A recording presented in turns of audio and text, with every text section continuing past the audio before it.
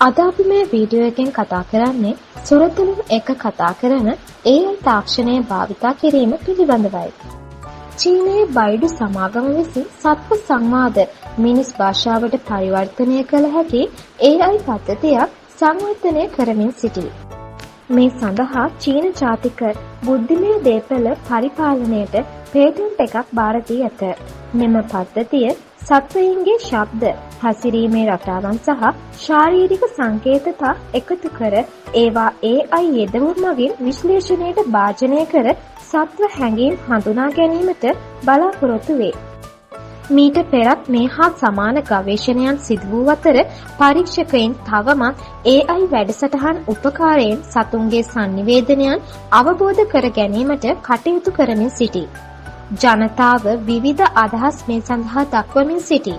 ඉතින් සත්වයන් සමග සම්බන්ධතාවය වැඩි දියුණු කිරීමට මෙම තාක්ෂණය උපකාර වේද? ඉදිරියේදී තවත් වීඩියෝ එකකින් වැඩිදුර තොරතුරු බලාපොරොත්තු වන්න. සුබ දවසක්.